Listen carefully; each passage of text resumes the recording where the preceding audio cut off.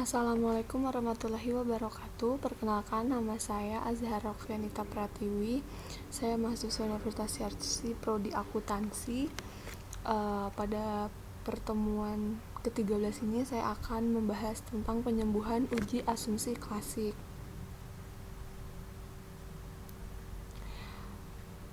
Penyembuhan uji asumsi klasik itu ada penyembuhan data pada uji autokorelasi atau data teridentifikasi terdapat gejala autokorelasi. Pengujian autokorelasi menurut Ghazali tahun 2011 ada beberapa pengujian yang dapat dilakukan seperti uji Darwin-Watson atau DW, uji statistik Q, box-Peirce, dan L-Jungbox, serta uji Rantes. Uji autokorelasi bertujuan untuk menguji apakah dalam model regresi ditemukan adanya korelasi antar variabel pengganggu atau residual pada periode T dengan kesalahan pengganggu pada periode T-1 atau sebelumnya. Jika terjadi korelasi antar variabel pengganggu, maka hal tersebut dikatakan adanya masalah autokorelasi. Dasar pengambilan keputusan dalam uji autokorelasi Darwin-Watson. Metode pengujian yang sering digunakan dalam penelitian skripsi kuantitatif adalah dengan uji Darwin-Watson. Adapun ketentuan atau dasar pengambilan keputusannya. Yang pertama, jika D Darwin-Watson lebih kecil dari DL atau lebih besar dari 4 DL, maka H0 ditolak yang berarti terdapat autokorelasi. Yang kedua, jika D atau Darwin-Watson terletak antara DU dan 4 dikurang DU, maka H0 diterima yang berarti tidak ada autokorelasi. Yang ketiga, jika D Darwin-Watson terletak antara DL dan DU atau di antara 4 DU dan 4 DL, maka tidak menghasilkan kesimpulan yang pasti.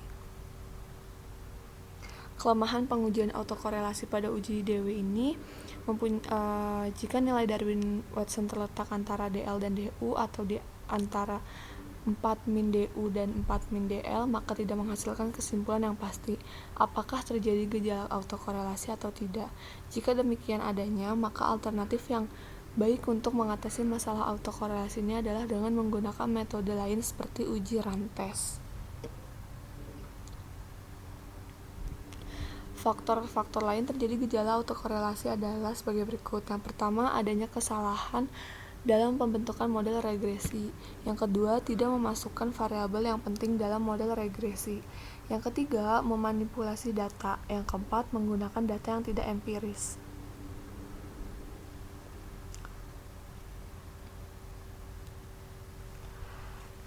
Terus di sini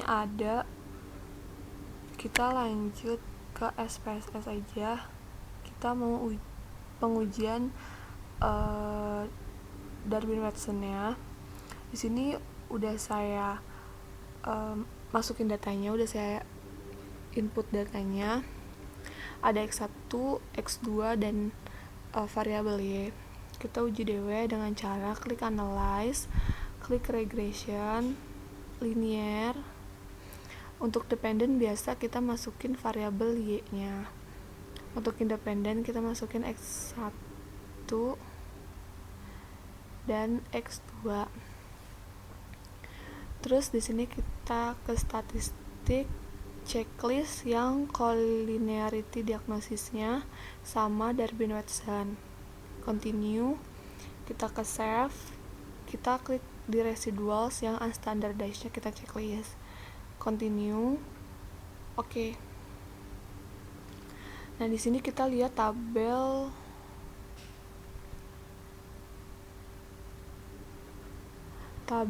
model summary-nya di kolom Darwin-Watson. Di sini kan nilainya 1,072. Nah, kan DW itu kan kita akan mencocokkan dengan tabel DW ya. Sebentar. Nah, itu kan ada rumusnya.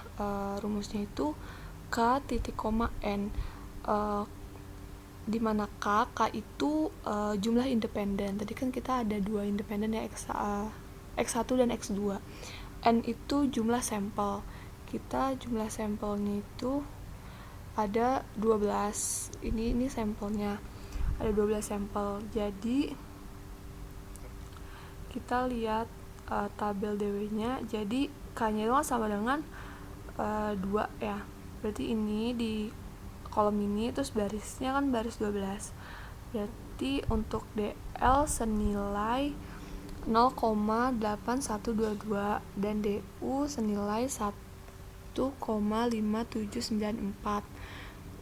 Jadi kesimpulannya itu di autokorelasi positifnya tidak dapat disimpulkan. Kita coba lihat di slide.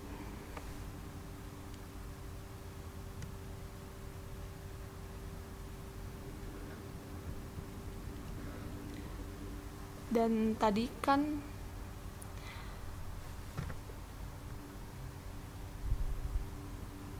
ini berarti DW itu lebih besar dibanding DL dan DW ini lebih kecil dibanding DU. Berarti kesimpulannya itu jika DW terletak antara DL dan DU, maka tidak menghasilkan kesimpulan yang pasti. Tuh. Terus lanjut kita mau uji rantes. Uji rantes merupakan bagian dari statistik non-parametrik yang dapat digunakan untuk menguji apakah antar residual terdapat korelasi yang tinggi. Dasar pengambilan keputusannya itu yang pertama, jika nilai asim signifikan tutelnya lebih kecil daripada 0,05, maka terdapat gejala autokorelasi. Sebaliknya, jika nilai asim signifikan tutel lebih besar dari 0,5, maka tidak terdapat gejala autokorelasi.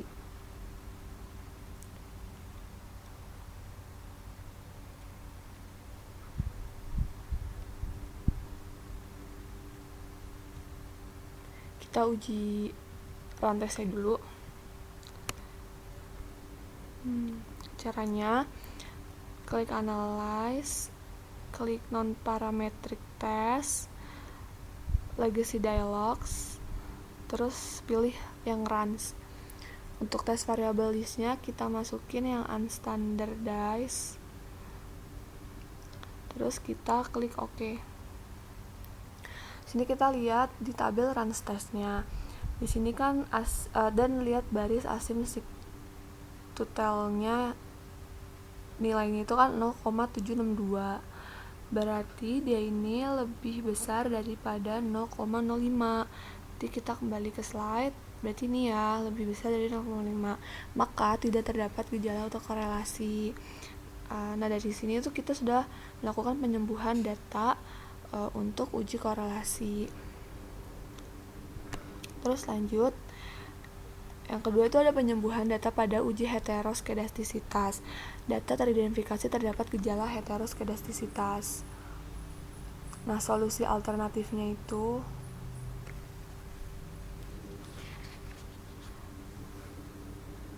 untuk mengatasi gejala heteroskedastisitas dalam model regresi,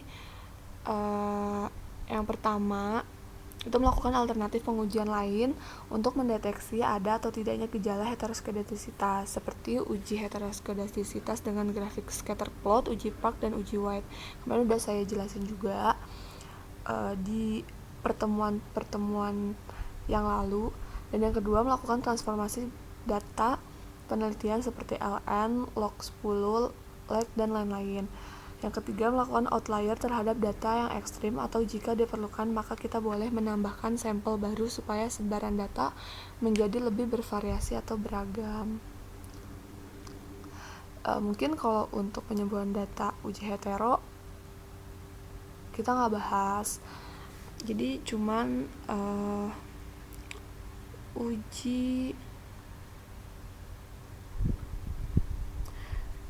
uji autokorelasi saja. Kan uji autokorelasi juga ada uji DW dan uji rantesnya saja. Mungkin itu saja yang bisa saya sampaikan, kurang lebihnya mohon maaf. Wassalamualaikum warahmatullahi wabarakatuh.